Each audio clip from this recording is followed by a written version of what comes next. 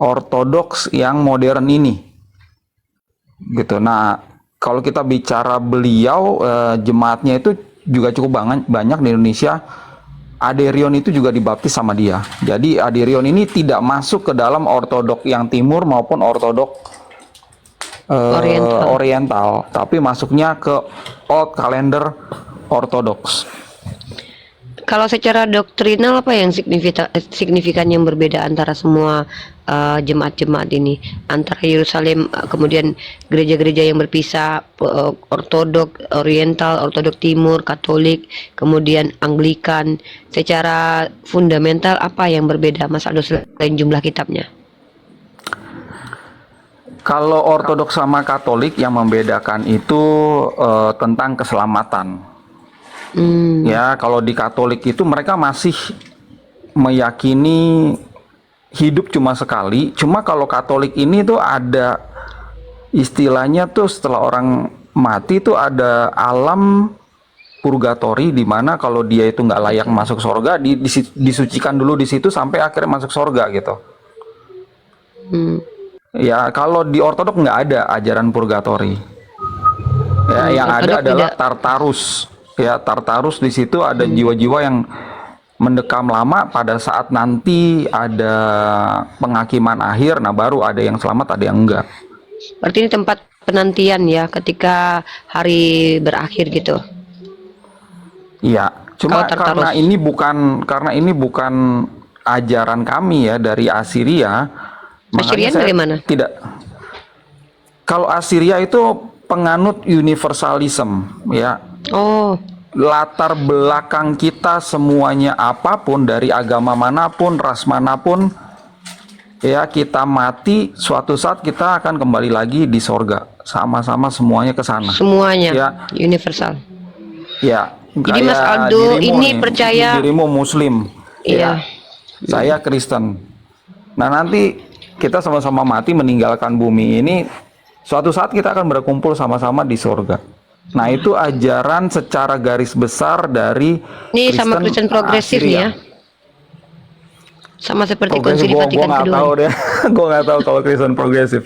Progresif gitu deh kurang lebih. Jadi kenapa kemarin Brian itu dianatema oleh banyak orang Kristen?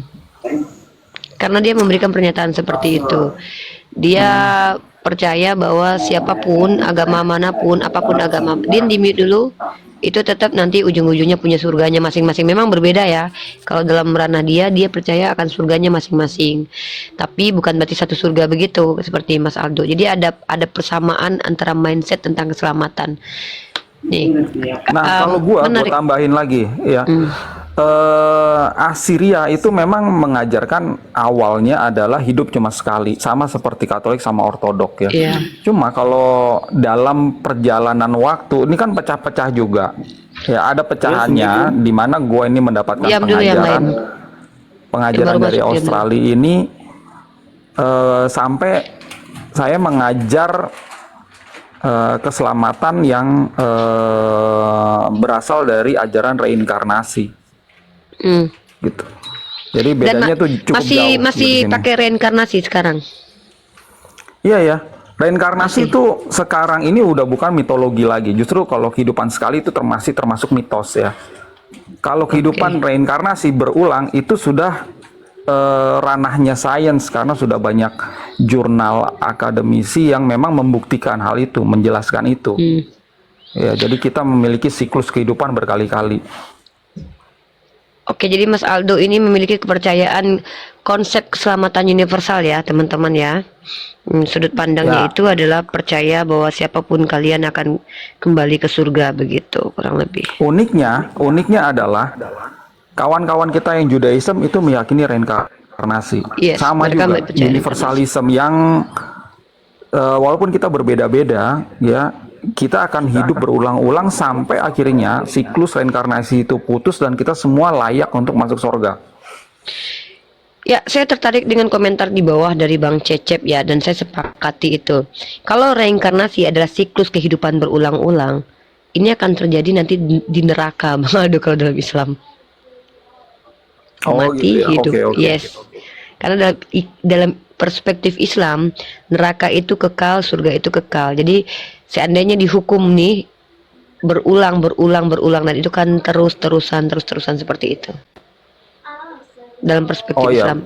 Kalau Oke. kalau reinkarnasi artinya adalah lu siklus kehidupannya mati hidup, maka seperti itulah gambaran neraka yang diinformasikan oleh Islam.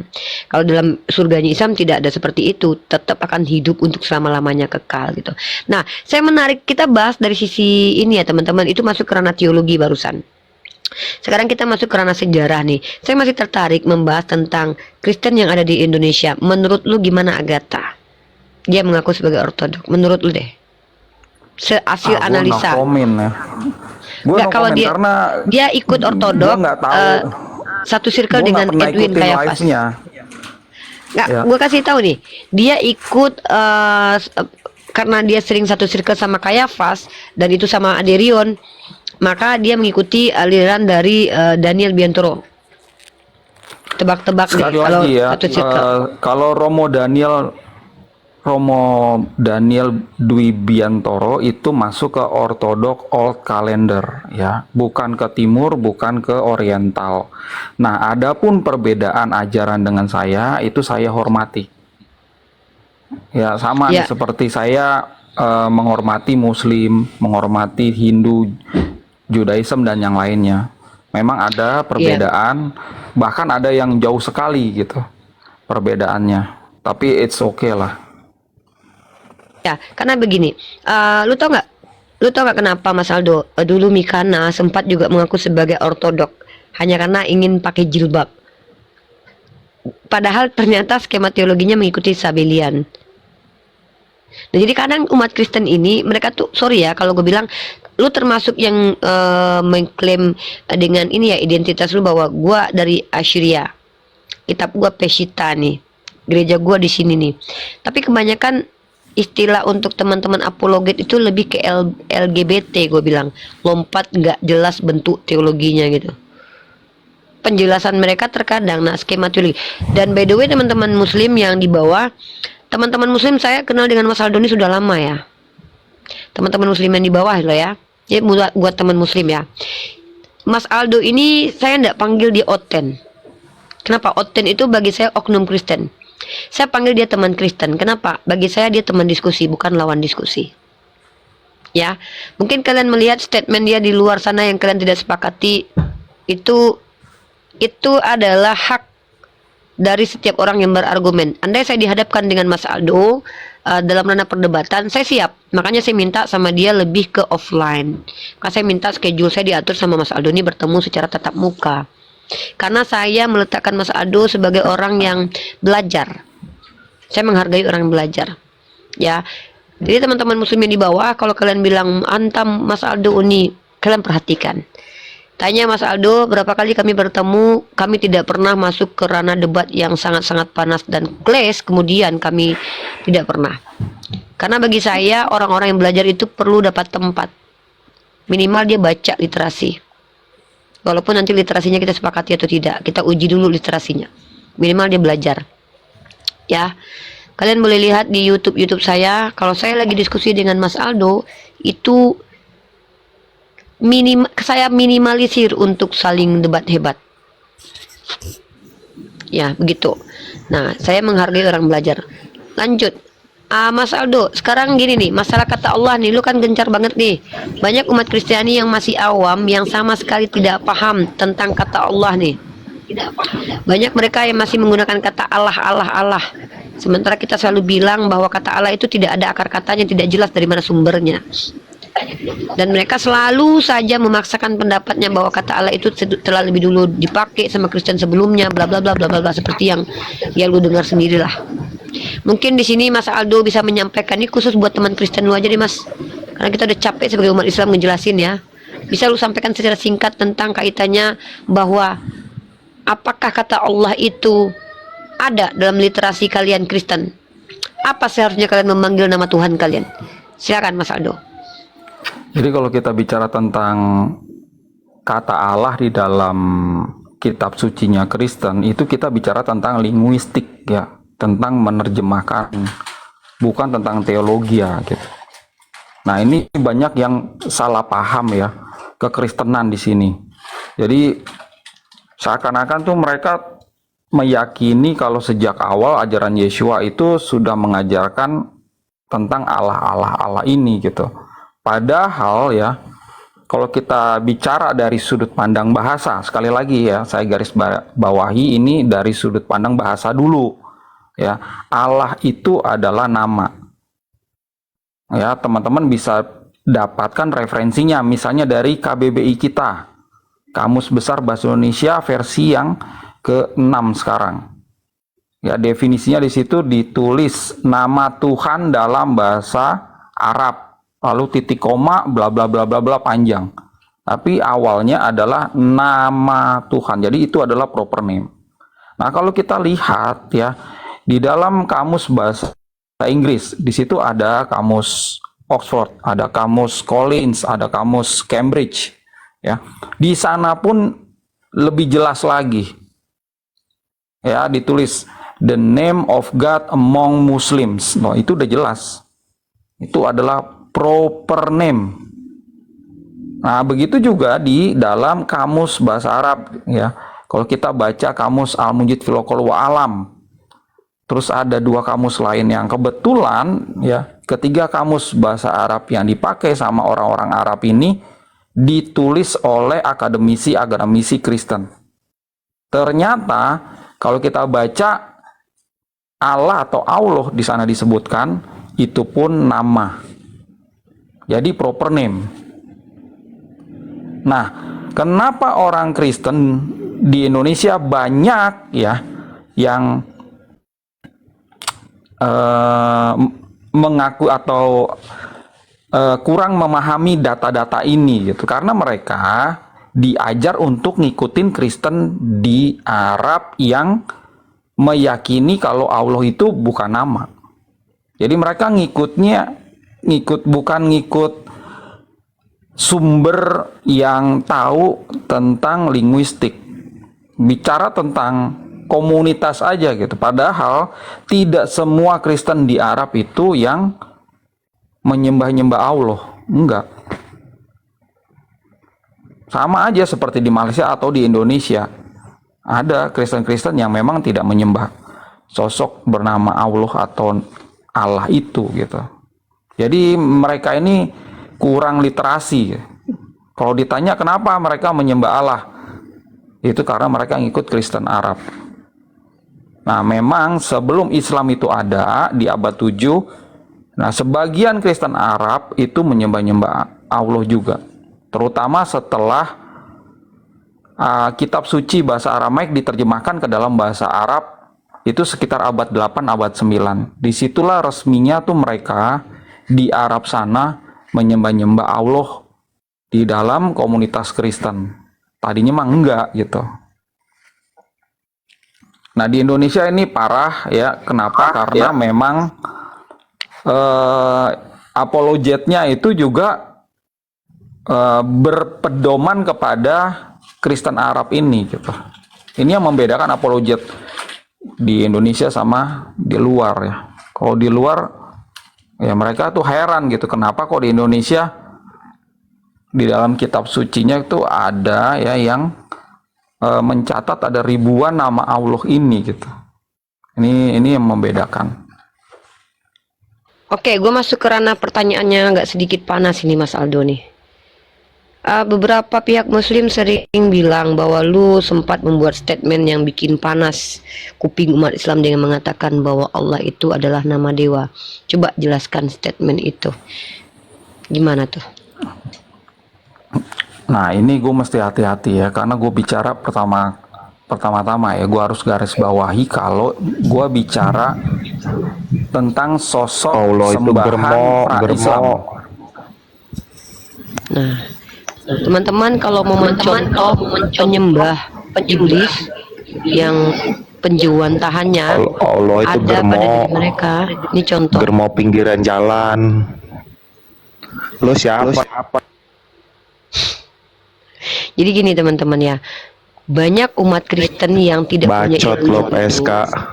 Bacot Nggak PSK. sanggup. Gak laku lo jualan. Dia nggak akan Tolong sanggup. tolong jangan ad hominem lah di sini. Kita kan ditanya dan kita juga bisa bertanya baik-baik kok. Kita kasih contoh nggak apa-apa. Jadi contoh itu harus kita tunjukkan. Mana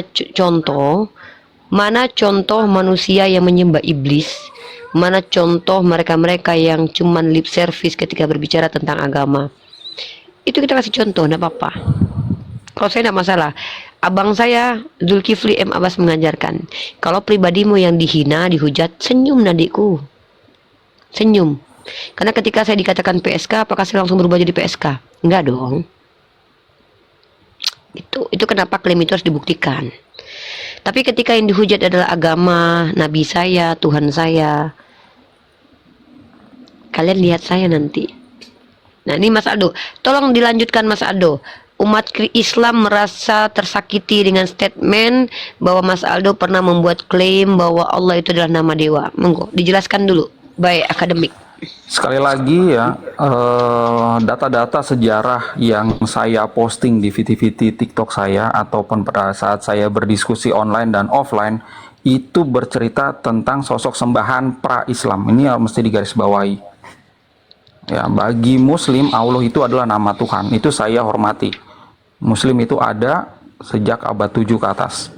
Tapi sebelum Islam itu ada, nah ini adalah sosok yang berbeda dengan apa yang disembah sama Muslim. Dan itu dicatat sama sejarawan. Ya, ada Dr. Jack Finnegan di situ. Terus ada yang saya sering posting itu ya, salah satunya ada Dr. Reza Aslan. Dia menulis di dalam bukunya No God But God ya, kalau sosok Allah itu adalah counterpart dari Zeus di wilayah Romawi. Allah ini ada di wilayah peninsula Arab. Nah, Allah Dan ini disebut sebagai Allah. dia, ya ditulisnya si Allah gitu ya. Oke. Allah di dalam bahasa Lanjutkan Inggris dulu. juga Allah gitu. Lanjutkan dulu. Ada satu pertanyaan yang krusial untuk validasi kebenaran ini yang disampaikan Mas Aldo. Silakan lanjut dulu. Silakan. Oke, jadi menurut Dr. Reza Aslan ya, Allah itu ya counterpartnya Zeus, dan di tanah Arab dia itu tadinya adalah dewa langit atau dewa hujan yang kemudian posisinya ditinggikan menjadi sembahan yang paling tinggi di zaman pra-Islam di Arab. Nah, ini mesti digarisbawahi lagi gitu. Jadi kita pada saat kita bicara sejarah, kita harus lihat siapa yang bicara. Bukan saya yang bicara di sini, bukan saya yang menyampaikan data sejarah, tapi si Dr. Reza Aslan. Oke, saya masuk ke ranah pertanyaan. Ini loh datanya, referensinya Ya, ini gitu. Siap. Oke, kita boleh mengkritisi para akademisi. Saya sebagai seorang mahasiswi, tentu saya adalah orang yang sangat skeptis dan juga sangat kritis. Pertanyaan yang muncul dari saya adalah, coba Mas Aldo, keluarkan saat ini, boleh buka cam, tunjukkan bagaimana bentuk dewa yang bernama Allah ini sebelum pra-Islam. Silakan. Baik Bentuk sejarah. Yes. apa? Bentuk apa? Bagaimana penjewantahan dewa yang bernama Allah ini yang pernah disembah oleh orang-orang sebelum Islam? Karena kalau kita bicara tentang dewa, itu ada penjewantahannya. Zeus kita tahu bagaimana bentuknya, kemudian Osiris kita tahu. Nah, sekarang saya mau minta, kalau El kita tahu ya bentuk, ada gambarnya, patungnya. Saya minta data, tunjukkan bentuk berhala yang pernah dipanggil Allah. Dan data yang tadi Tidak Anda ada, bacakan, tidak ada terima gambar, kasih. tidak ada patung, Terima kasih. tidak ada arca. Terima kasih. Ya. Thank you very much. Terima kasih. Terima kasih sudah diakui. Jadi begini teman-teman. Teman-teman harus paham ya. Saya sepakat dengan Mas Aldo. Kalau ingin membahas sejarah, berikan, sandarkan kepada sejarah. Apakah sejarawan itu absolut? Benar? Tidak. Arkeologi adalah salah satu ilmu yang mentafsir, merekonstruksi. Saya mute dulu Mas Aldo. Ya. Arkeologi salah satu ilmu yang mentafsir, merekonstruksi ulang peristiwa sebelum kita hadir dengan membawa bukti-bukti arkeolog. Dan ini tidak bisa dikatakan absolut kebenarannya, karena ini adalah tafsir. Lalu ketika ada sebuah statement yang mengatakan bahwa Allah adalah nama dewa, tapi dewanya tidak pernah ada, ini bisa klaim sebagaimana orang memanggil Allah kemudian dilemparkan kepada Yesus. Jadi kenapa teman-teman muslim selama ini kan marah Aldo mengatakan nama dewa? Dewa itu sebenarnya adalah istilah lain dalam bahasa lain dari kata God atau kata ilah. Ya, ilah itu banyak. Salah satunya Yesus adalah ilah. Siddhartha Gautama, Krishna, pohon, arwah, hantu belau. Bentar lagi Mama Gufron. Siapa lagi? Elia Eden. Itu adalah ilah, sembahan. Tapi ketika ada statement sejarawan membuat sebuah statement bahwa Allah adalah nama dewa, kalian juga harus berpikir di sini. Kalau ada orang mengambil nama Allah lalu melemparkannya kepada dewa, maka belum tentu juga bahwa itu pertama sekalinya nama Allah. Belum tentu, karena bisa jadi mereka mencuri, mengambil nama Tuhan, melemparkannya ke nama sembahannya. Sama seperti yang terjadi di Kristen pecinta lembaga Alkitabiah Indonesia. Mereka ambil kata Allah, lalu mereka lemparkan kepada manusia bernama Yesus. Itu kasusnya bisa sama. Maka ketika ada sejarawan yang mengatakan bahwa nama Allah adalah nama dewa, sementara mereka tidak bisa tunjukkan berhalanya yang mana, ini bisa dibantah. Dibantah. Maka kita katakan, saya adalah orang yang ketika berislam itu diperintahkan untuk beriman, bukan hanya iman buta. Bahkan secara akademik pun kritik mengkritisi itu hal yang lumrah. Makanya saya menanyakan pertanyaan yang sangat penting kepada Mas Aldo. Mana berhala? Bentuk apa berhala itu? Dewa tersebut penjewantahannya seperti apa? Sehingga dewa tersebut dipanggil oleh Allah, dipanggil Allah atau dipanggil dengan kata Allah, lalu kemudian bisa jadi umat Islam mengikutinya. Maka kalau tidak ada berhalanya, maka terjagalah kemuliaan dari asma Allah. Bahwa tidak pernah ada satupun berhala yang dipanggil dengan nama Allah. Tapi kalau dikatakan Allah adalah pemilik bulan, pemilik langit, zaman dahulu, jangankan zaman dahulu, sekarang aja tanya sama Kristen, siapa yang kalian sembah? Allah Bapa katanya. Pakai nama Allah. Jadi jangan khawatir teman-teman. Kita jangan salah paham. Kita jangan gampang seperti teman-teman Kristiani apologet lainnya yang gampang sekali menyimpulkan. Ya. Kalau tidak ada berhalanya, maka ini bisa digagalkan.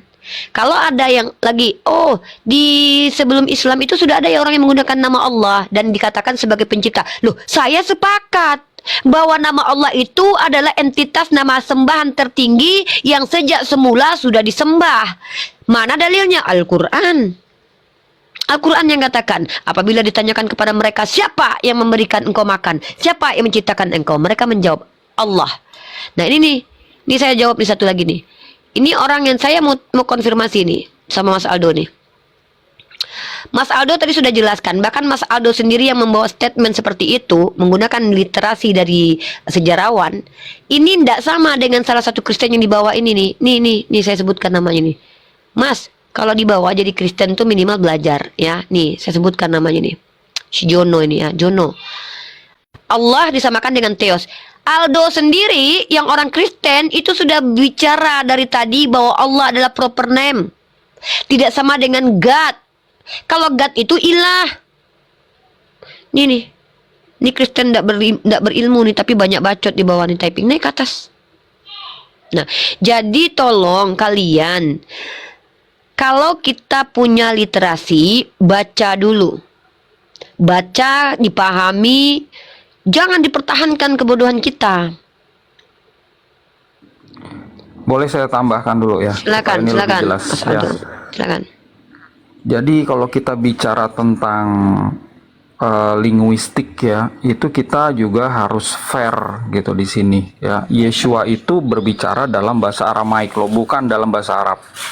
Ya, bukan dalam bahasa Yunani.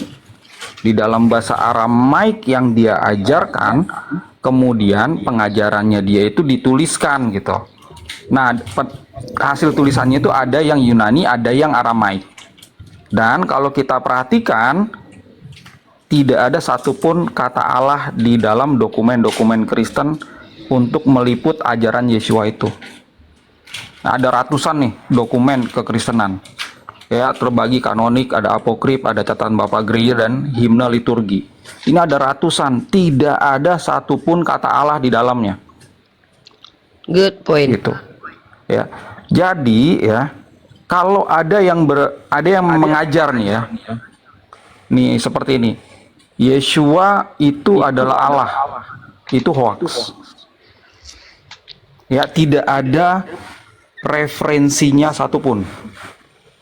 Ya, yang dia pakai adalah terjemahan pasti. Nah, terjemahan itulah yang kita bisa perdebatkan karena itu sekali lagi itu sebenarnya itu salah terjemahan. Ya, kalau kita bicara Quran ya kita lihat bahasa Arabnya kan. Tapi kalau kita bicara ajaran Yeshua itu tertuang di tadi gitu, kitab-kitab PB Yunani dan PB Aramaik. Nah, yang aslinya Yeshua bicara dalam Aramaik itu betul-betul tidak ada kata Allah. Jadi andai kata ada orang Kristen ya, ini cuma sebagian Kristen aja yang di Arab, Malaysia sama Indonesia yang mengajarkan Yeshua itu Allah, Yeshua itu anak Allah, Yeshua itu firman Allah. Ada suara musik Mas Aldo, bentar.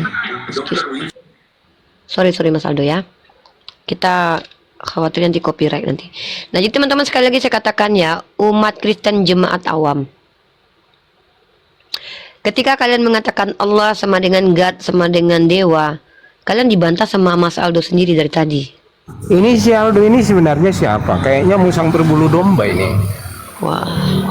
Ini kalau saya Ini lebih konfirmasi ke Mas Aldo aja deh. mengaku Kristen untuk melegitimasi dongengnya si rival. Ya tanya aja sama orangnya langsung, gak usah kejang-kejang lah.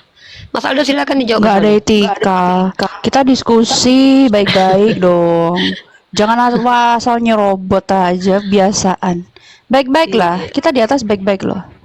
Silakan Mas Nggak ada Aldo punya adab. kesempatan untuk menjawab siapa diri Anda atas tuduhan seorang yang saya tidak tahu Tadi agamanya saya udah apa. jelaskan ya dalam latar belakang saya itu seperti apa gitu. Jadi kalau ingin bertanya lebih jauh silakan deh gitu. Langsung ke objek ya, apa yang mau ditanya tentang kitabnya, tentang ajarannya. Jangan melakukan hominem. ad hominem ya. Iya.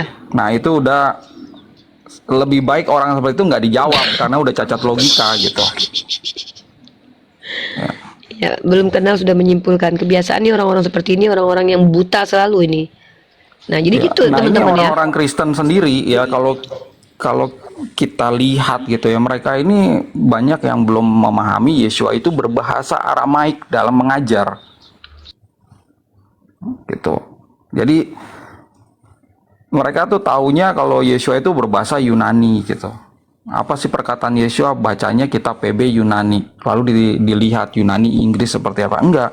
Yeshua itu berbahasa Aramaik. Jadi kalau kita ingin lihat ya, lihat dulu yang Aramaiknya. Artinya apa gitu di dalam bahasa Inggris. Lalu diterjemahkanlah ke dalam bahasa Indonesia. Nah, kalau kita sudah tahu ya linguistik ini, kita pasti ya bisa memahami Yeshua dan Allah itu tidak ada koneksinya, nggak ada koneksinya. Jadi Yeshua itu bukan Allah, Yeshua bukan anak Allah, Yeshua bukan firman Allah. Tapi ya, ini saya tekankan lagi, bagi saudara-saudara Muslim juga harus fair juga gitu, karena saudara-saudara Muslim sering mengaitkan ini gitu, membawa isu ini ke dalam ranah diskusi lintas agama yang menyatakan Yeshua itu adalah rasulnya Allah, rasulnya Allah. Itu pun tidak ada referensinya. Kalau bicara Isa rasul Allah itu ada referensinya. Sepakat. Itu saya benarkan. Ya. Sepakat. Tapi Yeshua rasul Allah tidak ada satupun referensi dokumennya. Saya sepakat Gitu. itu. Jadi Yeshua itu bukan rasul Allah, Yeshua itu bukan hamba Allah. Yeshua tidak Ya. pernah berdoa kepada Allah, dan Yeshua juga tidak pernah melakukan mukjizat atas nama Allah. Oke, saya sepakati itu, tapi saya mau membawa sebuah statement dulu nih. Saya tambahkan argumennya Mas Aldo. Dengar nih umat Islam ya.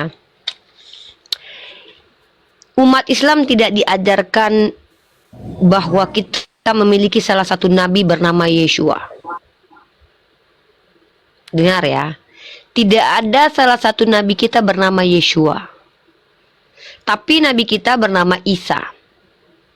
Dalam sudut pandang akademis, saya sepakat dengan Ibu Rita Wahyu bahwa kita sedang membicarakan tokoh yang sama dalam perspektif yang berbeda karena kita memiliki literasi yang berbeda.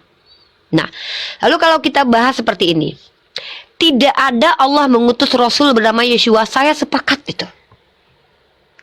Tapi kalau kita bicara tentang Yesus, nama Yunani dari Isoa Masaha, Yesua katanya, maka kita melakukan identifikasi. Di antara perspektif ini, Yahudi, Kristen, dan Islam, kalau masuk dalam ranah dialektika lintas iman, kita akan mengadakan uji. Ketiga informasi ini mana yang paling betul, maka cara mengujinya yang paling tepat masuk ke ranah critical text.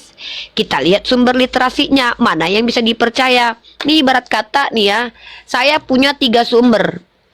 Di antara 3 sumber ini ternyata yang satunya memiliki standar yang tinggi.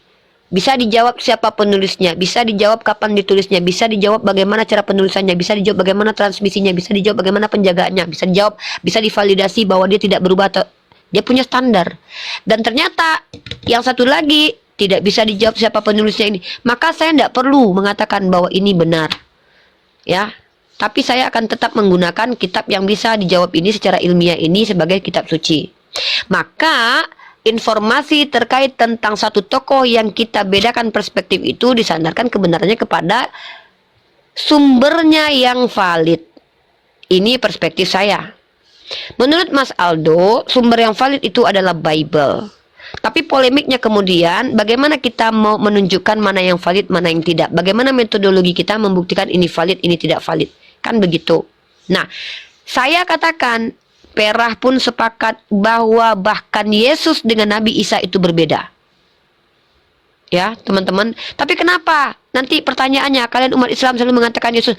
Kita bicara Yesus perspektif Bible. Bahwa dia adalah utusan Tuhan. Apakah Allah? Ya terserah kek. Tuhannya siapa kek? Mau Yahweh kek, Elohim kek, Yahweh kek. Terserah deh. Bapaknya kek. Maka kita, para pendebat ini, sesuai dengan literasi yang dibawa, mengkomparasikan secara apple to apple. Kalau kalian membahas Al-Quran, kalian membawa Bible di hadapan kami, kalian pegang Bible, maka yang dikomparasi itu 2 literasi ini. Al-Quran katakan dia wa ma qataluhu wa ma salabu, lalu kalian katakan dia disalib, maka kami akan uji. Siapa yang bilang? Mana saksinya? Karena kalian bersandar kepada saksi. Oh, Al-Quran kok nggak ada saksi? Al-Quran ini wahyu. Oh, kitab kami wahyu juga. Ah, betul, diuji wahyu atau enggak? Oh, tidak, ternyata bukan cuma wahyu bercampur dengan perkataan manusia. Maka disinilah kita menguji sumber.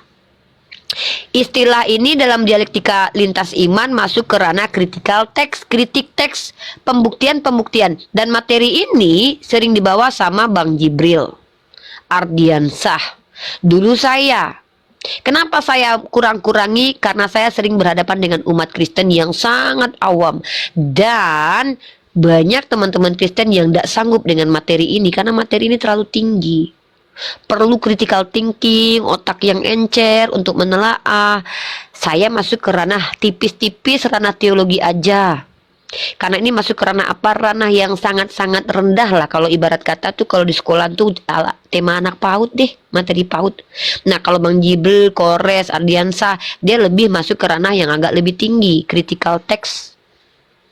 Nah, jadi kalau kalian secara kognitif ingin mengkomparasi antara Mas Aldo dengan saya, maka saya ingin masuk ke ranah diskusi lintas iman critical text. Dan itu sudah pernah kita lakukan ya Mas Aldo ya? Pernah ya? Oh iya. Iya, iya. Pernah kita dulu. Saya coba tanggepin nih, ada pernyataan di bawah ya. Tentang Dr. Rita Wahyu yang menjelaskan siapa itu nama Allah ya.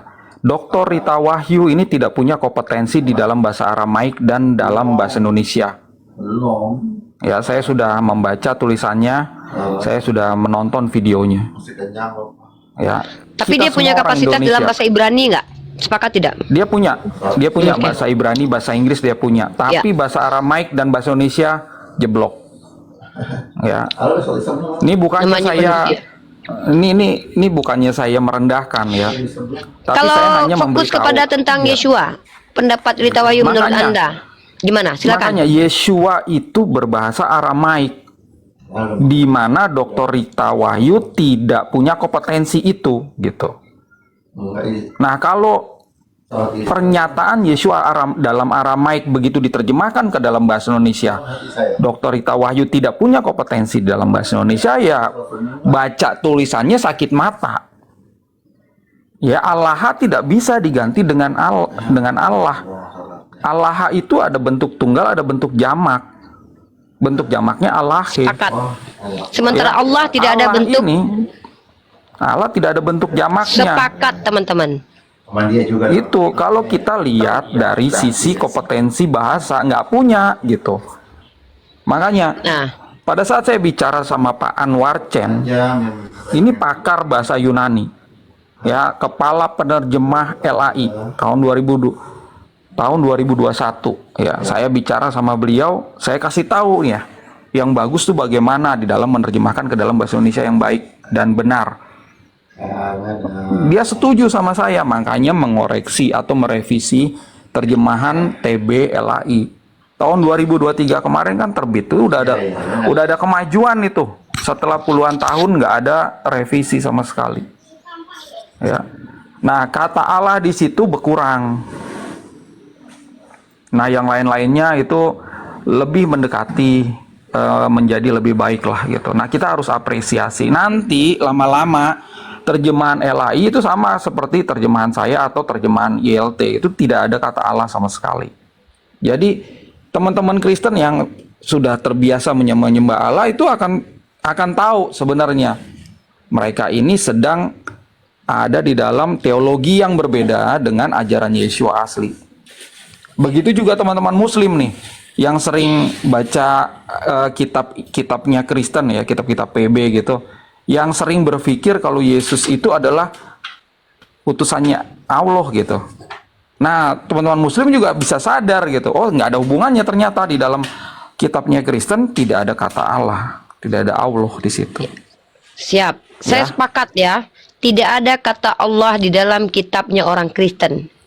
Itu poin saya. Ya. Nah, Dr. Rita Wahyu itu sama seperti Dr. Bambang Nursena dan rohaniawan Kristen pada umumnya Esra di Indonesia. Soru. Nah, mereka ini adalah Kristen-Kristen yang mengajar Kristen lainnya untuk menyembah Allah. Ini bisa saya bilang ini Kristen sinkretis atau Kristen politeis. Ya. Sinkretis karena ini Allah itu sosok sembahan yang aslinya itu dari Arab. Kalau kita lihat ya di dalam sejarah itu tidak ada di dalam Kanaan ya, itu nggak ada. Orang Kanaan di dalam tidak Kanaan menyembah itu ada kepada El. Allah. Ya, Orang Kanaan, dilihat ingat dari ya, sejarah. orang Kanaan tidak menyembah Allah, tapi menyembah El dan berhalanya ada. Iya, gitu. Nah, jadi kita ya mesti posisikan ini kitab suci ini dengan sebaik mungkin ya.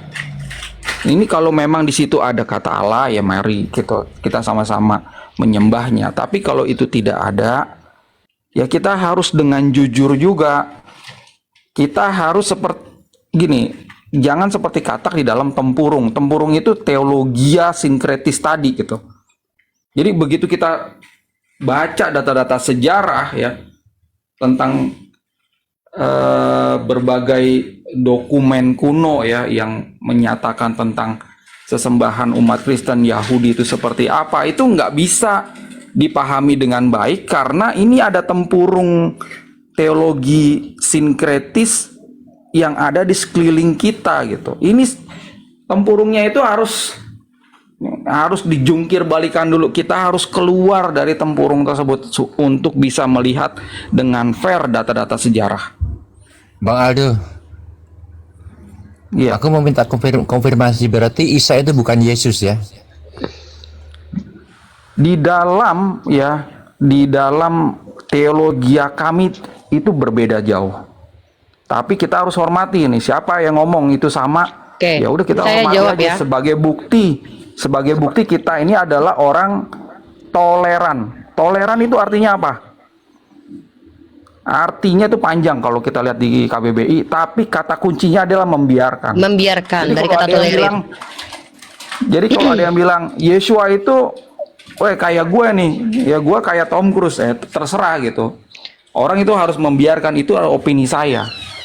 Tapi kalau kita lihat dari data ya, nih saya jelasin. Isa itu diutus sama Tuhan yang bernama Allah. Itu saklek. Kita harus hormat itu yang ada di dalam referensi. Yeshua ini tidak ada hubungannya sama Allah itu. Ya, kami tidak mengenal oleh Yeshua. Sang Bapa. Sepakat. Kami tidak Ya. mengenal Yeshua ya. Sebagaimana kami tidak mengenal Yahweh dan kami tidak mengenal Yeshua, apalagi Yesus. Nah, nanti saya jelaskan konstruksi berpikirnya ya. Tapi sebelumnya saya sapa dulu yang sudah masuk teman-teman. Saya punya poin yang sangat penting ingin saya siarkan pada malam ini terkait Isa dan Yesus ya. Isa dan Yesus.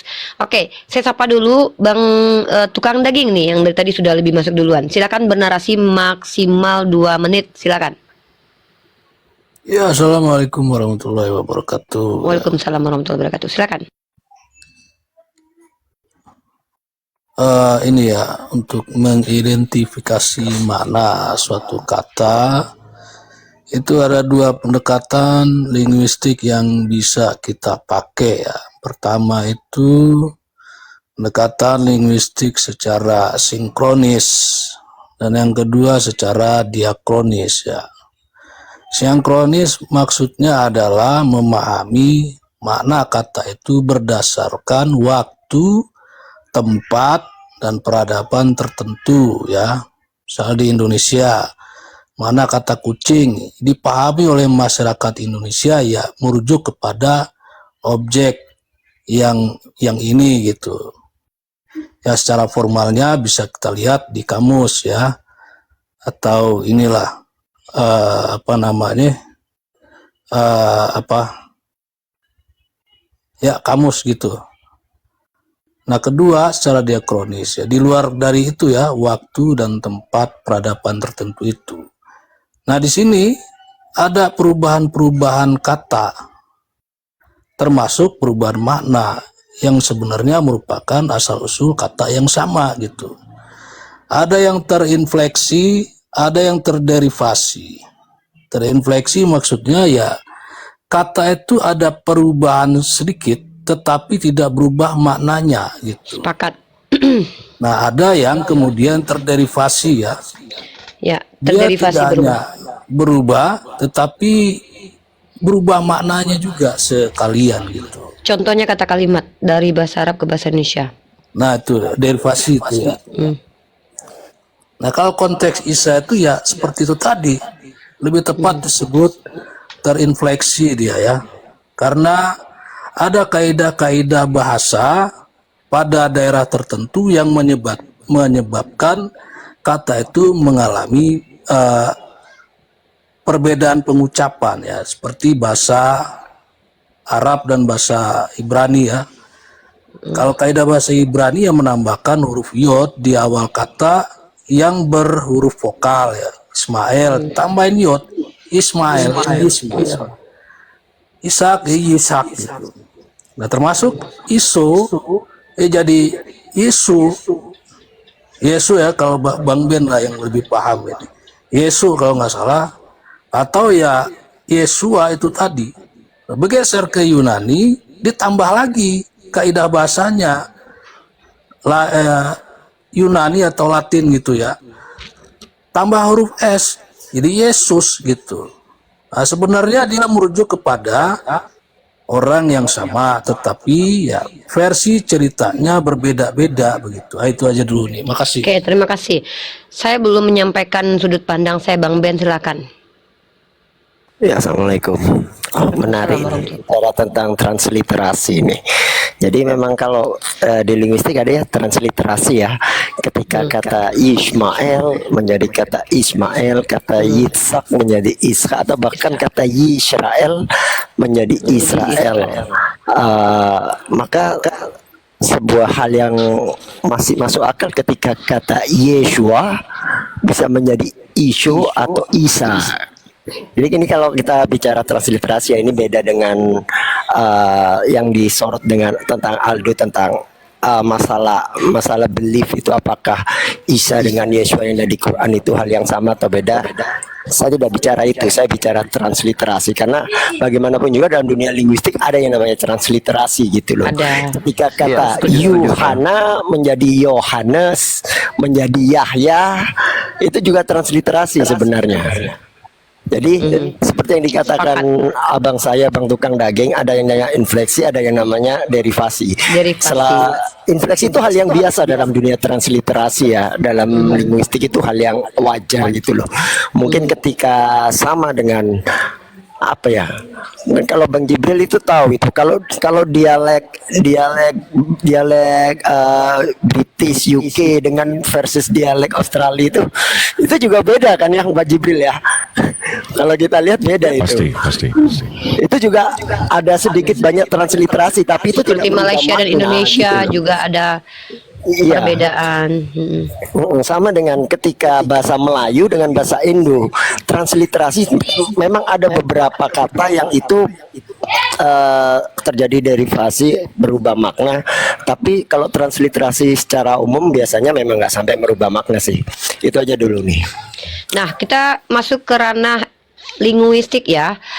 Yeshua, Isoa atau Isa.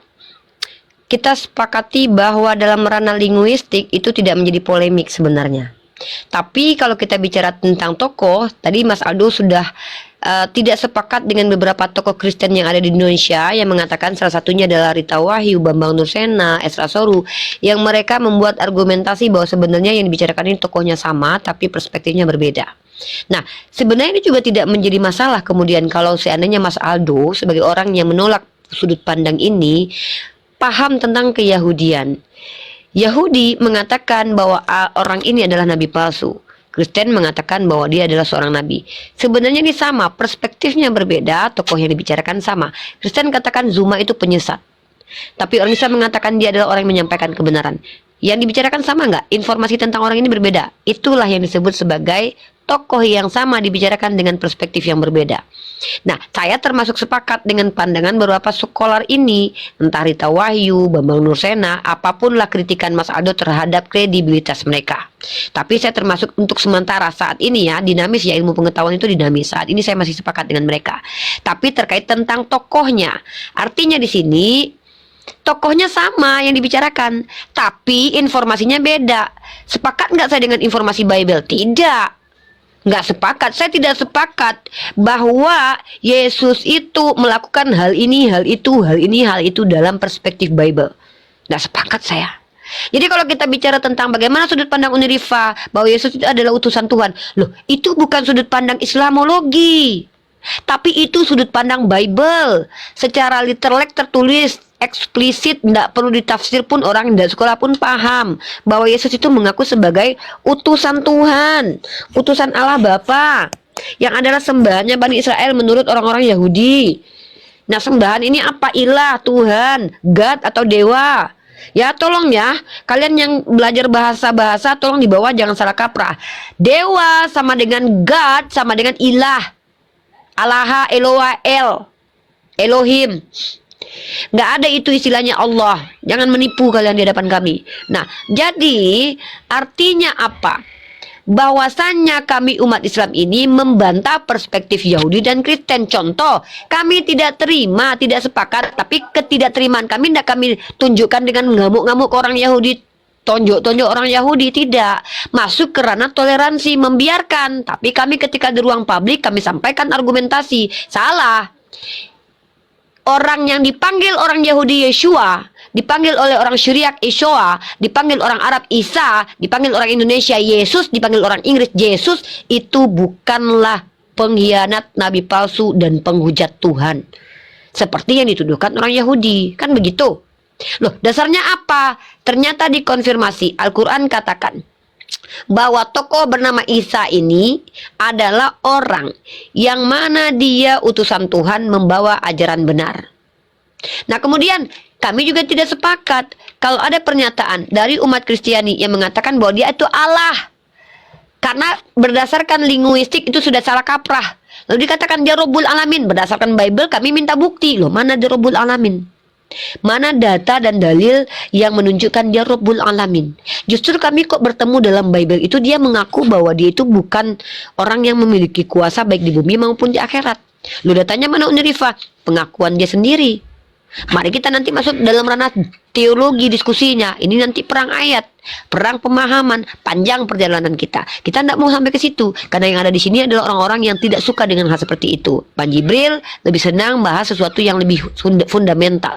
Kita kritisi sumbernya. Nah, sebelum ke Bang Jibril, saya kasih Bang Jibril waktu untuk nanti tentang kata Allah dan juga tentang Yesus dan Isa. Artinya apa? Umat Islam itu adalah umat yang diberitahukan bahwa Nabi ini dipanggil dengan sebutan Isa, Al-Masih gelarnya. Dia adalah seorang putra Maryam, bukan ibnu Allah, bukan ibnu seseorang, bukan ibnu pria manapun, tapi ibnu Maryam. Kalau kalian katakan bahwa Al-Quran itu salah, maka kalian bantah kebenaran Al-Quran. Sesuai dengan yang saya katakan tadi, standarisasi kitab suci. Masuk karena critical text. Gitu loh. Ya. Masuk karena ini nanti. Apa definisi kitab suci? Apa definisi wahyu? Masuk karena itu, masuklah karena kajian ilmiahnya. Ya. Begitu teman-teman. Jadi jangan dicampur adukan semuanya. Saya katakan bahwa Yesus bukan Nabi Isa. Saya sudah pernah bilang loh. Saya sepakat dengan itu. Saya tidak percaya Nabi Isa terkutuk. Saya tidak percaya Nabi Isa itu sempat-sempatnya dilecehkan secara seksual oleh orang-orang Romawi. Bayangkan. Tapi saya percaya tokoh yang diceritakan oleh ketiga agama ini adalah orang yang sama. Itu pemahaman saya. Nanti kalau kita mau uji pemahaman boleh. Kok bisa? Alasan saya seperti apa? Seperti itu datangnya dari mana? Kita masuk ranah dialektika nanti. Tapi kita masuk ke dalam ranah ini dulu nih. Kata Allah, Isa dan Yesus, yang mana nanti Mas Aldo tadi sudah saya pertanyakan terkait tentang Allah itu adalah nama dewa. Lalu dia mengkonfirmasi bahwa itu dia mengambil literasi menurut para skolar yang mengatakan nama dewa, sementara nah, silakan saya kasih waktu Bang Jibril.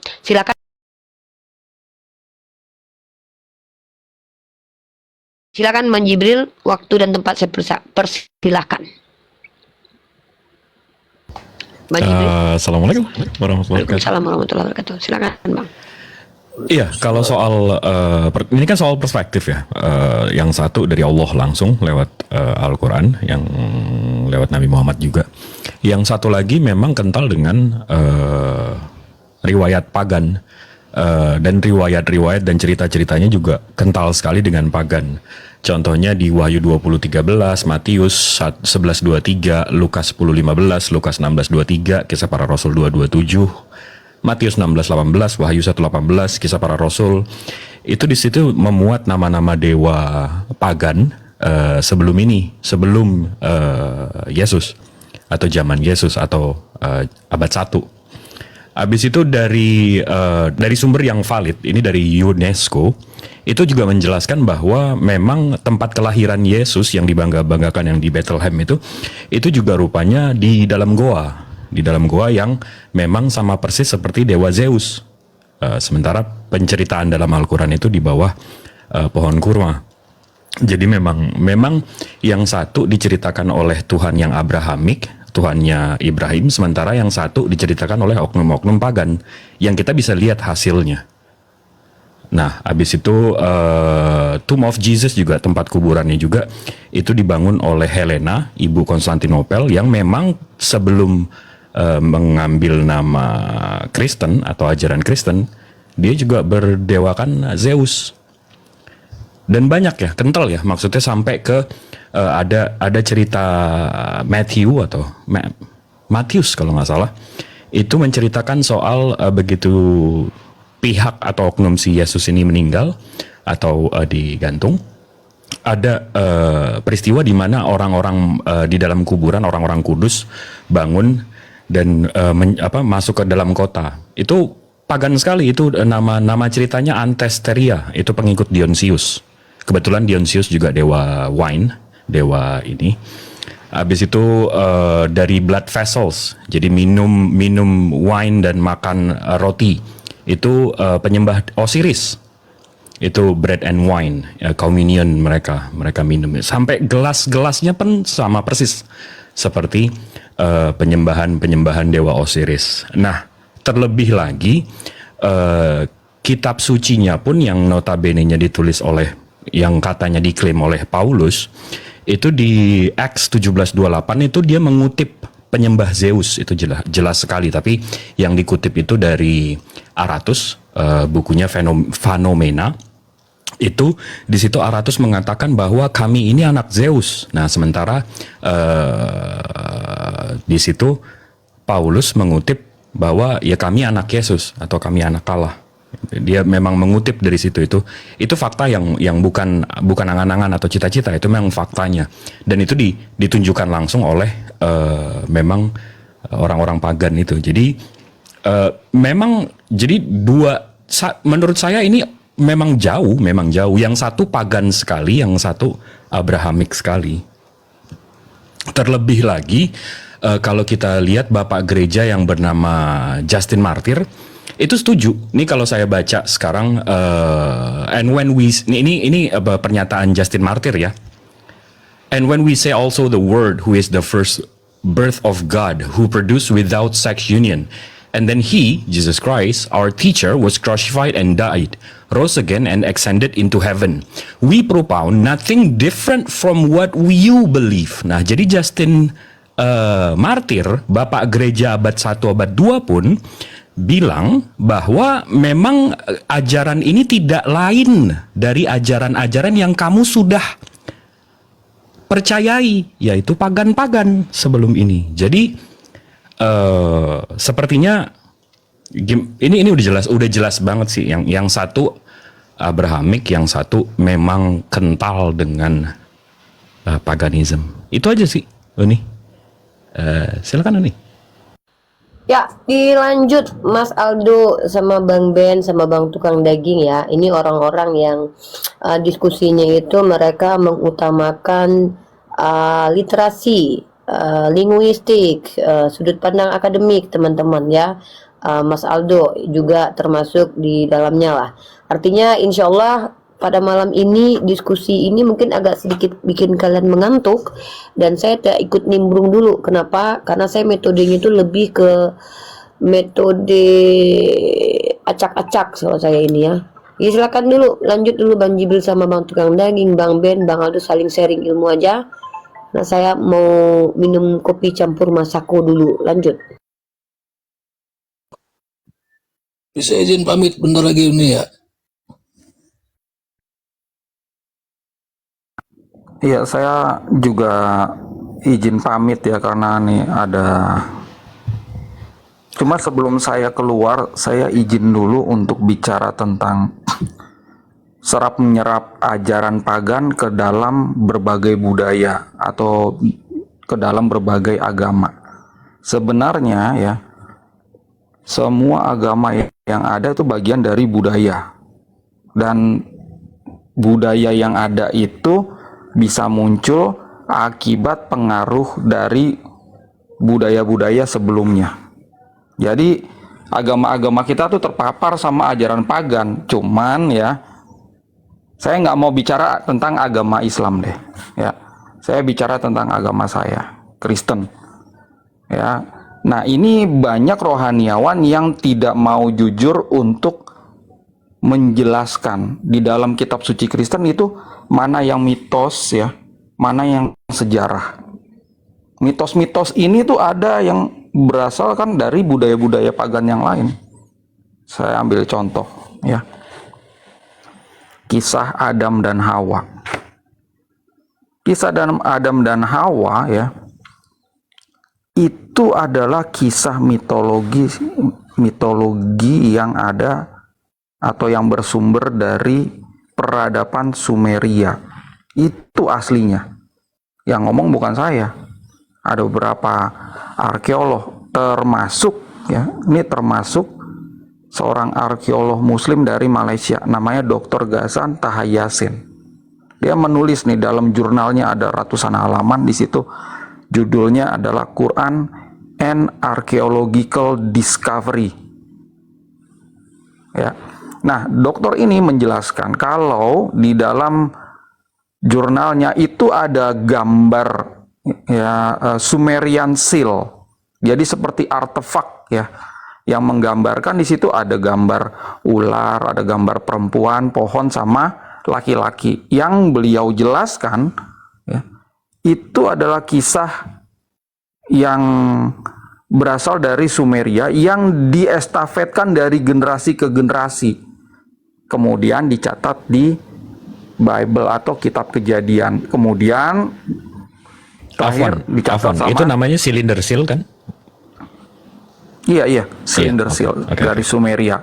Sumeria itu ada ya 3.500 sebelum Masehi sampai 3.100 sebelum Masehi.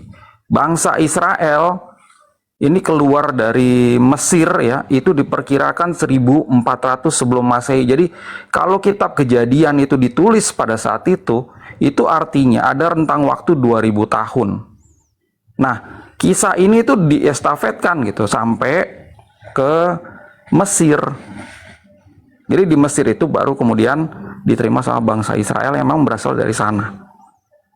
Gitu. Jadi kita semua ini terpapar, cuma masalahnya nih ajaran agama yang kita yakini ini apakah ini berguna buat kita sendiri, menjadikan diri kita ini lebih baik dari diri kita kemarin. Entah itu mau dari asalnya pagan atau tidak, kita kan milih agama nih.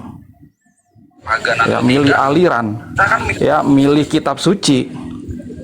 Nah, kita mesti konsisten pada saat kita memilih itu, ya jadilah kalau muslim jadilah muslim yang baik.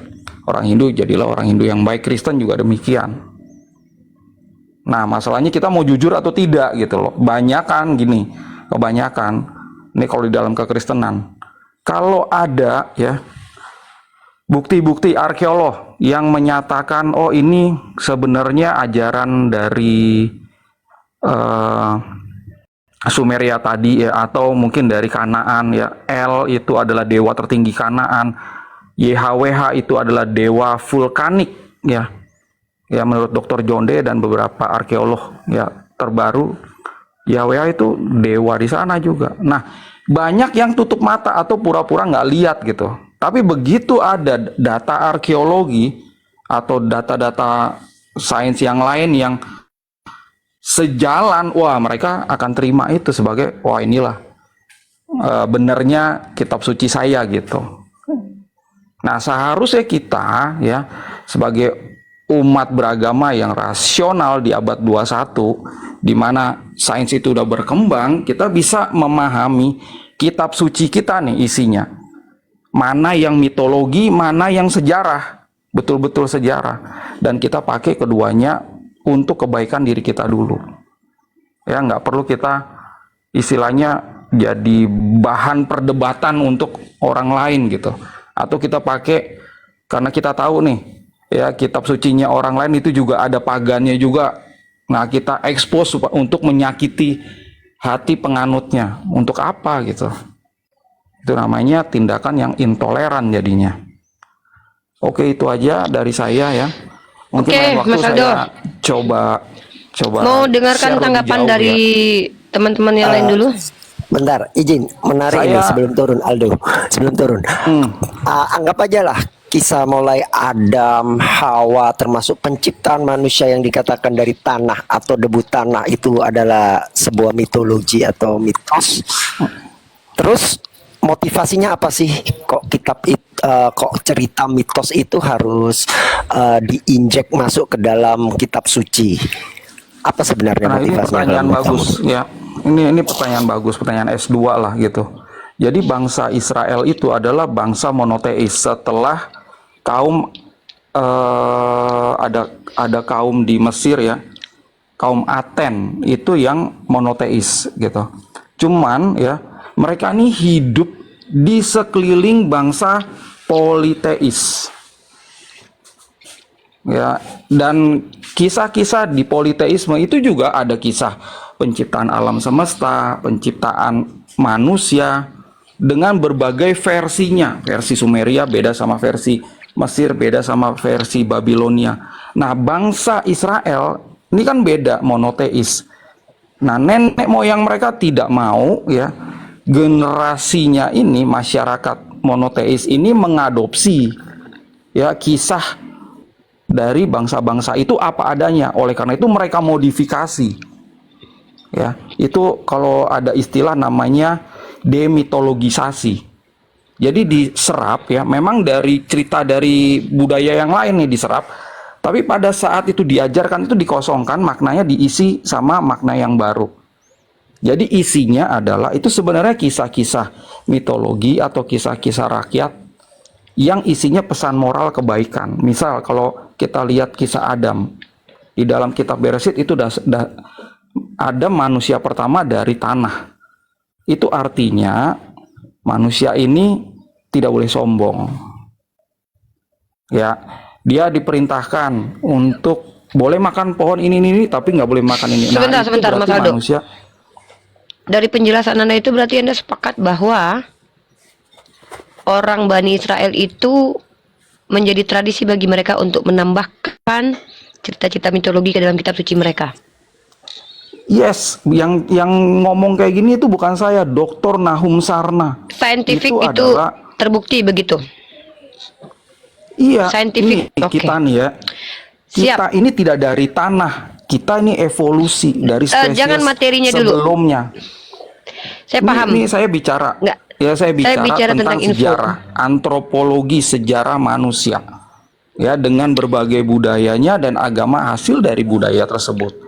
Dr. Nahum Sarna menjelaskan dengan jelas kejadian 1 sampai kejadian 11 itu adalah kisah kiasan atau mitologi. Ini adalah doktor Judaism ya, Rabi Yahudi dan juga seorang pakar Ancient Near East. Jadi emang cukup fair dia menjelaskan Itu ada di dalam kitab sucinya sendiri. orang Yahudi dan umat Kristen. Iya, brother. Kebetulan. Artinya kisah-kisah kebetulan, mitologi ya. itu ada di dalam kitab sucinya umat Yahudi dan Kristen. Yes, gitu. Kebetulan Thank you. ya. Khusus untuk Adam dan Hawa ada juga nih diliput di Quran gitu. Jadi sama lah kita sebenarnya, cuman ada Oke, yang mau nanti saya jawab. mengakui mau istilahnya tuh betul-betul mengakui itu, tidak nutup-nutupin. Tapi ada yang memang ini jujur seperti ini, apa adanya, seperti ilmuwan-ilmuwan itu yang tetap untuk memilih teis dengan agamanya masing-masing. Dr. Nahum Sarna itu Oke. dia adalah seorang rabi sampai dia mati. Oke. Ya, dia nggak menjadi Enggak. ateis. Saya langsung begini deh. Menurut Anda metodologi apa yang digunakan kira-kira? Metodologi apa yang bisa kita gunakan kira-kira untuk kita yang hadir di tahun 2024 ini? Untuk membedakan mana mitologi, mana fakta yang benar yang datang dari Tuhan. Kalau Anda adalah orang yang bertuhan, silakan dijawab metodologinya. Saya butuh metodologinya. Oke, pada saat kita membaca kitab suci, kita bandingkan dengan data arkeologi di luar kitab suci. Itu cara Artinya yang kitab suci itu disandarkan kepada data arkeologi. Ya, data arkeologi atau data sains modern. Jadi Iya. gini, ya sebagai contoh, ya ada yang itu jelas-jelas itu adalah mitologi. Ada yang sejarah, ya berarti bukan mitologi, tapi ada yang abu-abu. Nah, yang mitologi itu contohnya tadi ya, penciptaan alam semesta, ada 6 hari, 7 hari Tuhan beristirahat, itu mitologi.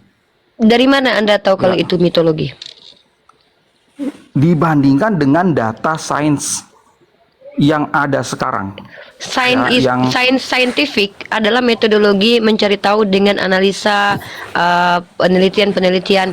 Bagaimana mungkin Yes. kita bisa mengatakan tentang proses adanya Adam itu secara saintifik, karena tentu itu kesulitan ya kalau manusia zaman sekarang untuk mengkaji, mengujinya untuk kembali ke zaman, harus ada teleportasi dulu atau harus ada Enggak dan lah. saya tahu ya. Anda sepakat tidak kalau arkeologi, tafsiran arkeologi itu tidak absolut kebenarannya? Sepakat tidak? arkeologi, semua kebenaran tidak ada yang absolut. Terima Ajaran kasih. agama apalagi. Terima kasih. Ajaran Terima agama kasih. apalagi. Salah dikit, Ya. izin salah dikit. Terima kasih. Jadi kalau kita menyandarkan kasih. pada sense, Ini menarik ini, keren ini. Izin. Ya semua Misalnya kita ya, punya. Saya ke Bang, habis ke Bang Ben, Uktilona ya, itu izin. Uni. Bang Jibril ya. Jadi saya tertarik dengan Saya undur penyandaran diri dulu sebuah. ya. Nih, Bentar, udah Aldo waktunya dikit saya. aja. Saya coba bandingkan dikit Aldo. Jadi kalau kita tadi kan menyandarkan pada fakta sains ya. Misalnya ketika penciptaan semesta, ketika dulu Immanuel kan bilang steady state teori, bahwasanya semesta itu tidak mengembang, tapi dia steady, dia apa Dinamis adanya dia. seperti itu, tidak berkembang. Tapi semakin ke sini akhirnya ketika Edwin Hubble menemukan teleskop, oh ternyata semesta itu mengembang gitu loh. Dinamis, Artinya Bang di Ben. sini yang namanya sains itu sendiri Itu dinamis. Dinamis. Betul. Sains Yes. itu bukan No absolut. absolute, not absolute. Iya, bukan absolut. itu setuju. Ya, jadi Oke, mantap. makanya ini buat saya menarik gitu. Gua Ketika ngerti. kita menyandarkan kebenaran kitab suci pada sebuah kebenaran yang tidak absolut gitu. Ya sama menarik. seperti ya ini sama seperti kitab begini. suci tidak. Itu bukan Nah, itu kebenaran nanti, yang absolut. itu Ya. nanti. Saya gini. Saya akan jawab itu nanti, Mas Aldo dari sisi orang berteologi, orang beragama ya. Tapi nanti Anda sayangnya kan mau turun nih. Teman-teman, saya belum menyampaikan ide dan gagasan saya terkait argumentasi Mas Aldo terhadap saintifik dan juga kitab suci ya. Nanti saya sapa dulu Uktilona. Assalamualaikum warahmatullahi wabarakatuh. Alfi maaf ya, Uni langkahi dulu. Uktilona silakan. Jarang-jarang beliau naik. Silakan. Sampaikan. Your point. Oke, makasih Uni. Saya tertarik untuk naik karena Bang Aldo tadi menyebut beliau turun. Aduh, padahal saya mau bantah tuh sebenarnya. Ada poin Banyak penting ya. yang mohon maaf ya Bang Aldo, sayangnya Anda tadi ada poin penting yang sengaja sepertinya Anda sembunyikan dan saya izin untuk Yes. mengungkapkan ini. Jadi beliau tadi menyebut satu artikel jurnal ya, namanya Quran and Archaeological Discoveries Evidence from the Near East yang ditulis oleh Ghazan Toha Yassin ya. Iya. Nah, di sana beliau menyebut tentang tadi yang disebut Bang Jibril itu Sumerian seal. Sumerian Itu sebenarnya, cylinder seal. itu Yes. sebenarnya namanya cylinder seal, bukan Sumerian Ya, seal. Sumerian cylinder seal. Tapi beliau ini izin saya bacakan ya Uni Rifa ya, atau saya bukakan Silakan. ininya. Bukakan Open saja buat Oke. knowledge Saya bagi izin orang-orang yang open cam. menyimak. Makasih Uni, saya izin open cam ya. Bang Aldo harusnya jangan turun dulu tadi. Karena ada poin penting nih yang beliau maunya menggiring bahwa kita ini sama-sama membahas tentang pagan. Nih, ini jurnalnya, artikelnya teman-teman ya. Ini yang penting. Ini namanya cylinder seal-nya itu, Sumerian cylinder seal. Ini yang penting. Nih. Ini ada kalimat ini loh. It seems to me that the story of Adam and Eve atau Hawa was transferred from one generation to another until reached Sumerian in the 3rd millennium BCE. Jadi maksudnya itu ada transfer cerita dari Adam Hawa sampai ke Sumerian. Jadi jangan dibalik gitu loh. Jangan dibalik seolah-olah Sumerian ada duluan, baru cerita Daripada Adam dan Adam. Hawa muncul. Iya, ini yang penting di sini. Sayangnya beliau udah turun ya. Mohon maaf tanpa mengira rasa hormat. Terus ada satu lagi nih. Ini ada bukan kesimpulan di abstraknya. Izin, maaf agak panjang nih. Di abstraknya ini ada kalimat yang penting teman-temannya, ini menguatkan keimanan kita. Saya pribadi sebagai orang yang pernah murtad gitu ya, alhamdulillah. Ini, as can be seen, the information provided by the Quran about events of the past is in total agreement with historical information. This is another evidence of the fact that the Quran is in the word of Allah. Masya Allah. Masya Allah. Jadi artinya di sini dinyatakan oleh beliau yang menulis ini ya bahwa informasi atau data-data yang disampaikan di dalam Al-Qur'anul Karim itu tentang kejadian-kejadian di masa lampau itu sesuai in total agreement ya dengan informasi historical, sesuai data, sesuai sejarah. Oke. This is another. Nah, satu lagi terakhir nih, saya Siap, masuk lanjut sayang. conclusion. Saya masuk ke conclusionnya ya. Your Sedikit aja. time. Aku sebenarnya kangen. Ini aku kangen banget nih sama beliau ini nih. Masya Allah, aku yang kangen. Nah, ya. ini yang penting juga nih. Nih ya, the Quran proves to be the most important sources to solve archaeological data. Yet, according to the research carried out on the inscription, archaeologists managed to uncover some names of cities and names of the prophets. Bla bla bla. Jadi teman-teman, mohon maaf saya tutup dulu.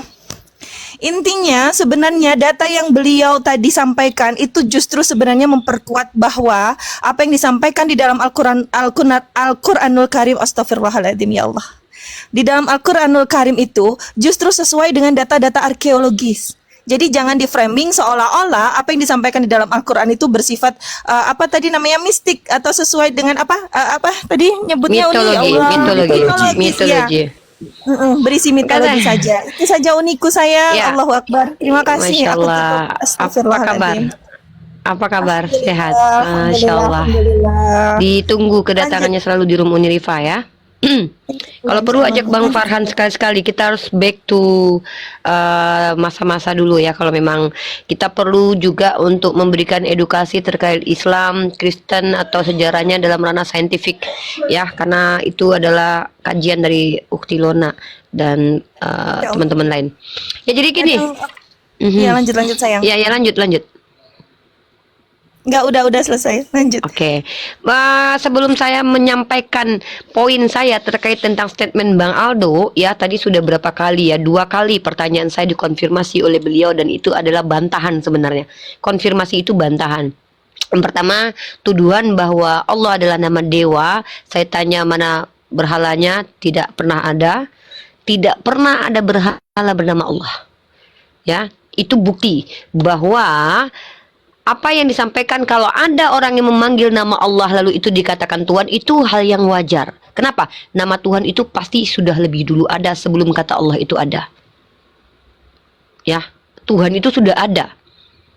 Dan ketika kata Allah itu belum ada, maka ketika sudah ada peradaban yang menggunakan bahasa, tetap pasti sudah ada. Tapi kita tidak bisa kembali ke masa lampau untuk membuktikannya secara arkeolog. Tapi kembali lagi, kitab suci yang bersandarkan kebenarannya kepada data analisa manusia, ini yang namanya berbahaya. Ya berbahaya, kenapa? Pertama, saya sudah katakan, kita sepakati bersama secara akademik. Arkeologi, ya, arkeologi ini adalah salah satu ilmu, mohon maaf, salah satu cabang ilmu yang dimana ini tidak bisa dikatakan absolut kebenarannya. Karena dia berdasarkan tafsiran, rekonstruksi ulang atas apa yang terjadi di masa lampau dengan bukti-bukti yang ditemukan. Jadi para arkeolog ini merekonstruksi ulang. Tapi mereka tidak bisa dikatakan benar secara absolut. Kenapa? Karena mereka tidak berada pada tempatnya. Mereka hanya merekonstruksi, mentafsir dengan bukti-bukti yang ada pada tangan mereka. Jadi kalau kebenaran firman Tuhan disandarkan kepada bukti arkeologi, berbahaya. Hanya arkeolog atau ilmu dunia membantu untuk membetulkan, membenarkan atau memvalidasi firman Tuhan itu. Jadi gini loh, mutlak kebenarannya datang dari wahyu Tuhan. Tuhan katakan begini, bantah kalau seandainya itu bukan dari Tuhan, bantah. Tunjukkan jurnal ilmiah bahwa yang dikatakan itu bertentangan dengan dunia akademis. Makanya saya selalu tuntut nih, 1400 tahun lamanya, yang ada itu selalu kalau tidak asumsi liar, tuduhan tak berdasar, kalau enggak informasi ambigu tuh. Munim Syiri lah, atau para orientalis lah. Tidak ada yang eksplisit secara karya ilmiahnya datang membawa bantahan terhadap informasi Al-Quran. Justru yang ada adalah banyaknya jurnal ilmiah yang membenarkan informasi Al-Quran. Nah jadi kalau seandainya secara otak kita berfungsi ini, kalau sudah ada informasi ini yang datang bukan dari orang terpelajar, bukan datang dari scholar, bukan datang dari dokter. Karena kalau ini adalah diberikan oleh dokter, maka ini bisa dikatakan sebagai karya ilmiah. Dan ini pun masih dinamis ini. Kalau ada teori baru bisa dibantahkan nih. Artinya kalau datang dari orang tak pernah belajar, orang ini tidak pernah belajar linguistik, sastra Yunani, sastra Ibrani, tiba-tiba memberitakan informasi yang ternyata sesuai arkeologi Sumeria tuh bahkan di atasnya sama. Lalu dari mana orang ini dapat info? Dari mana? Pakai ini kita. Nah inilah konsep agama samawi dengan apa yang disebut dengan mukjizat. Masuk ke ranah teologi kita. Kita tadi udah keluar nih. Kita masuk ke ranah ini nih. Kita berada di scientific, ilmu yang metodologi pengujian ilmiah nih. Tapi kita melompat pagar sekarang masuk ranah teologi. Dalam ranah teologi ada istilah namanya iman. Maka Al-Quran eksplisit katakan zalikal kitabul la raiba fihi hudal lil muttaqin alladzina yu'minuna bil ghaibi. Artinya Al-Quran ini petunjuk yang tidak ada keraguan dalamnya, dan ini diperuntukkan untuk petunjuk bagi mereka bertakwa, yaitu mereka yang percaya sesuatu yang goib. Masalahnya para orang ateis itu percaya nggak sama yang goib? Bohong kalau mereka nggak percaya sama yang goib. Buktinya mereka percaya bapak mereka itu adalah orang yang menyetubuh ibunya dan spermanya adalah hasilnya mereka, tapi mereka nggak pernah itu tes DNA. Artinya mereka percaya yang goib. Mereka nggak pernah berada di saat ibunya tidur dengan ayahnya, tapi mereka panggil itu bapaknya dengan papa. Ini manusia. Jadi saya katakan kalau orang-orang ateis nggak percaya goib itu bohong banget. Secara saintifik pun ada istilah particle God. Jadi makanya saya katakan kalau kita mau membuat sebuah argumen itu jangan ambigu. Kalau Mas Aldo tuh ambigu. Ketika dia katakan begini, menurut seorang dokter bahwa dikatakan bahwa Allah itu adalah Tuhan, dewa pagan. Lah, berhalanya mana? Kalau tidak ada berhalanya nggak bisa dikatakan pagan, karena definisi pagan apa? Nggak sesuai dengan definisi dong. Nggak bisa. Terus apa lagi tadi? Mitologi. Saya minta tadi, mitologi itu apa secara definisi? Secara linguistik. Nah, kalau kita bicara mitologi adalah informasi yang tidak jelas sumbernya, tapi dipercaya. Ini masuk dalam mana folklore ya.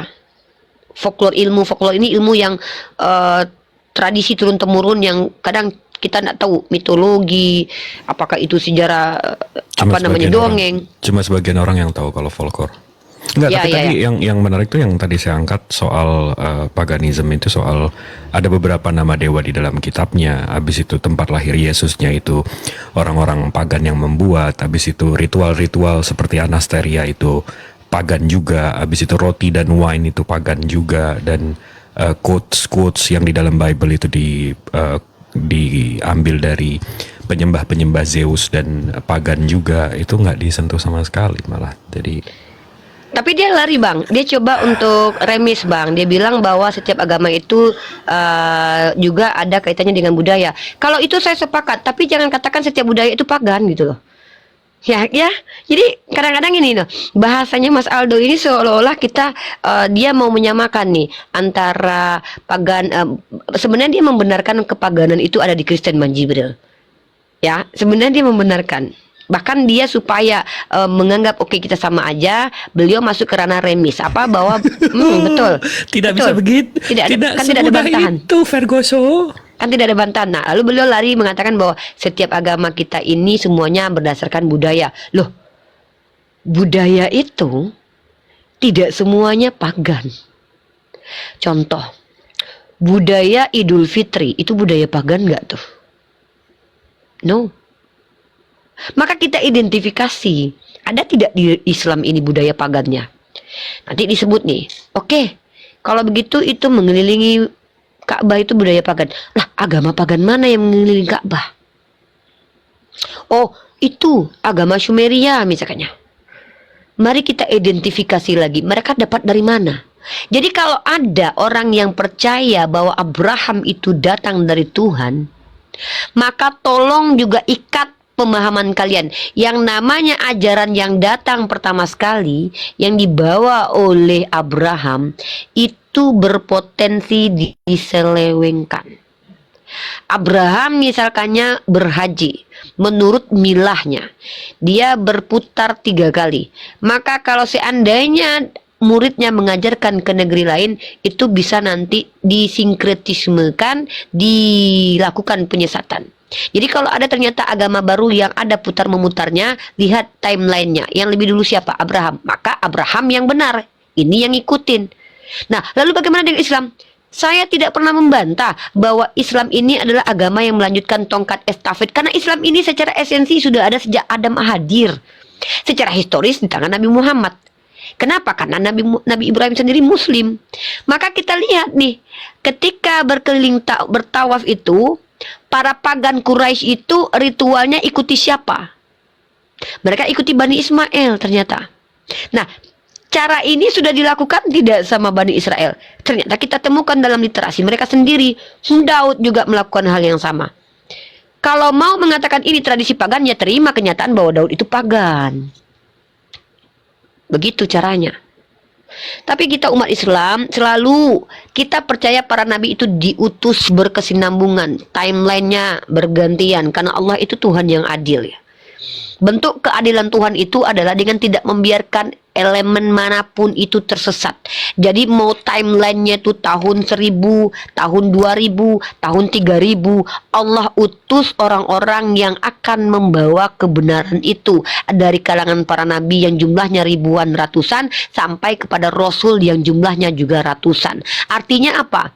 Dalam kitabnya Yahudi sendiri, para rabi Yahudi mengkonfirmasi sebagai bentuk keadilan Hashem. Hashem mengutus nabi untuk bangsa lain. Masalahnya mereka tidak percaya bahwa nabi yang untuk mereka itu datang dari bangsa lain, harus dari bangsa mereka. Maka untuk bangsa lain mereka percaya itu juga dari bangsa lain. Ini keyakinan Yahudi. Selaras tidak dengan Al-Quran, hampir mirip tetapi tidak seperti itu. Dalam Islam kita percaya bahwa Allah mengutus nabi dengan menggunakan bahasa kaumnya. Maka ketika ada satu golongan umat yang tidak datang risalah kenabian kepadanya, mereka disebut sebagai ahlul fatrah. Allah bersikap adil dengan cara apa? Memaklumi mereka, tidak diberikan syariat. Kalau mereka tidak ikuti syariat itu mereka dimaklumi. Nah, jadi bagaimana kemudian tentang pagan memagan ini? Mari kita bahas pakai metodologi kita. Maka buktikan bahwa ajaran pagan mana yang diikuti oleh umat Islam.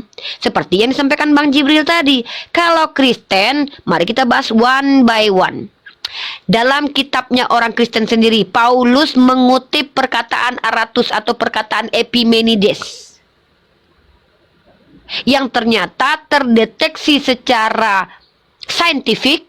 Dia adalah tokoh filsafat dalam ranah pagan Yunani yang erat hubungannya dengan Zeus. Lalu kemudian liturginya, kok ada kemiripan dengan pagan yang tidak ada kaitannya dengan Abrahamik. Tapi kalau liturginya Islam, kok mirip dengan ajaran yang datang dari Abrahamik, ya wajar. Wajar. Kalau dikatakan bahwa ajaran yang identik dengan Islam yang hampir sama dengan Abrahamik adalah pagan, akui kalau Abraham itu pagan. Masalahnya orang yang percaya bahwa Abraham itu datang dari Tuhan, kok malah membantahi ritual Islam ini yang sejalan dengan ritual Abrahamik gitu loh. Maka Islam sudah tegas, Al-Quran katakan, ketika Bani Israel ini diperintahkan, itu perintahnya sama. Sholat, jangan melakukan kezoliman, patuh kepada orang tua, zakat. Bahkan mereka diperintahkan untuk seperti puasa, ada hajinya juga. Kalau mereka menggunakan kata cagak, kemudian atau pergi